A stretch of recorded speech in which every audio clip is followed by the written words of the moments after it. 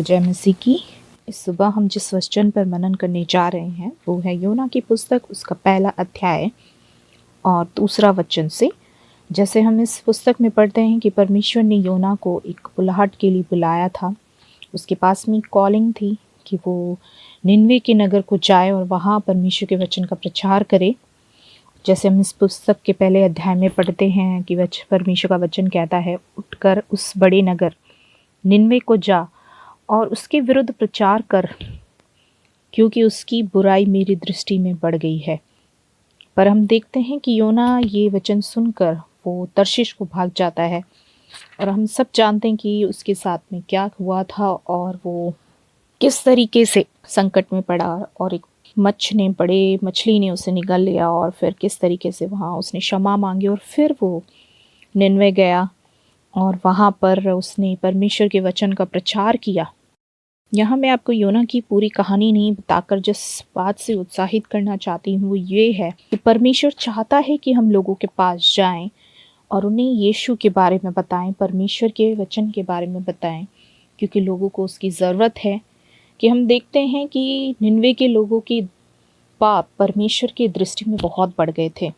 परमेश्वर चाहता था कि वो निनवे को नाश करे। जैसे हम देखते हैं अब्राहम के समय में सदोम और गमोरा को नाश किया गया था, बट यहाँ पे परमेश्वर योना को भेजते हैं प्रचार करने के लिए और वो चाहते हैं कि वहाँ पर उनका प्रचार हो और लोग मन फिराएं। इस बात से हमें ये मिलता है कि हमें लोगों के पास जाने की ज़रूरत है। हम कई बार नहीं जाते हैं और हम देखते हैं कि उसकी वजह से बहुत सारे लोगों के जीवन अभी भी नहीं बदल पाए, पर हम कंटिन्यू लगातार उनके पास जाएं, क्योंकि परमेश्वर एक विश्वास योग्य परमेश्वर है। और यही बात योना को बुरी लगी थी जब वो निनवे जाता है और वहाँ के लोगों का परमेश्वर का वचन प्रचार करता है और देखता है कि वहाँ के लोगों ने मन फिराया है, लोग उपवास रख रहे हैं, पश्चाताप कर रहे हैं। और हम देखते हैं उनका ये दिल देख के परमेश्वर ने जो हानि उनकी करने की ठानी थी वो नहीं करके उन्हें माफ़ किया। और यहाँ पे योना एक बात बोलता है परमेश्वर के, जब वो प्रार्थना करता है इसी के चौथे अध्याय में, यह बात योना को बहुत बुरी लगी और उसका क्रोध भड़का। उसने यहोवा से कहा, यह कहकर प्रार्थना की, हे यहोवा, जब मैं अपने देश में था क्या तब मैं यही बात न कहता था? इसी कारण मैंने तेरी आज्ञा सुनते ही तर्शीश को भाग जाने के लिए फुर्ती की, क्योंकि मैं जानता था कि तू अनुग्रहकारी और दयालु परमेश्वर है और विलंब से क्रोध करने वाला, करुणा निधान और दुख देने से प्रसन्न नहीं होता। इसीलिए अब हे यहोवा मेरा परमेश्वर किसी को दुख देने से प्रसन्न नहीं होता है। परमेश्वर विलंब से क्रोध करने वाला, अति करुणामय और दयालु परमेश्वर है।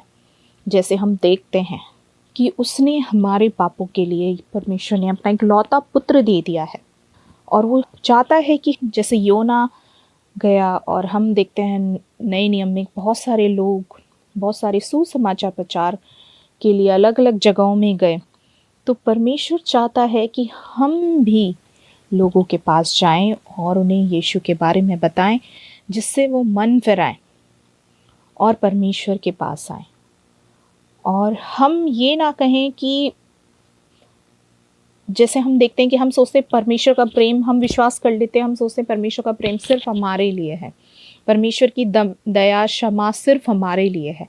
पर परमेश्वर की दया क्षमा प्रेम बाकी लोगों के लिए भी है। ये जैसे ही पर यीशु ने हमसे प्रेम किया, हमें क्षमा किया, वैसे ही हमें भी चाहिए कि हम लोगों के पास जाएं और उस प्रेम को बांटें और सेल्फिश ना हो जैसे योना हो गया था। हम पूरे प्रेम के साथ में उस काम को करें और जैसे हम देखते हैं हम कर भी रहे हैं। इस वचन से मैं आपको यही उत्साहित करना चाहती हूँ कि हम जिस परमेश्वर को जानते हैं उस परमेश्वर का दिल प्रेम वाला दिल है, दयालु वाला दिल है और वो नहीं चाहता किसी को भी दुख दे या किसी को नाश करे। वो चाहता है कि लोग बचाए जाएं, लोगों को क्षमा मिले, उसका प्रेम जान सके यीशु मसीह को देखकर। तो भाइयों और बहनों, हम भी हमारे परिवार में, हमारे रिश्तेदारों में, हमारे आस पड़ोस में, हमारे काम की जगहों में और चाहे फिर वो हमारी सेवकाई की जगह हो, हम लोगों को परमेश्वर के बारे में बताएं, उस प्रेम को बताएं जो उसने हमसे किया और जो वो इस दुनिया से करता है। क्योंकि यीशु मसीह पूरे जगत से प्रेम करता है, वो किसी जाति या धर्म से नहीं। तो आइए इस सुबह हम प्रार्थना करते हैं सबके लिए मिलकर।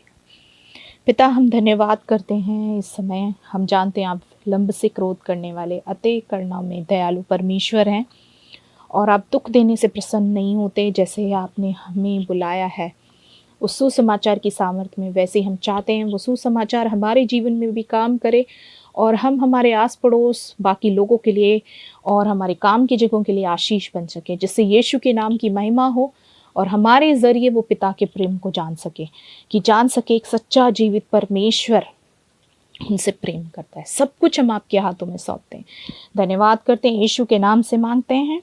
भाइयों और बहनों, परमेश्वर आप सबको आशीष दे। जय मसीह की।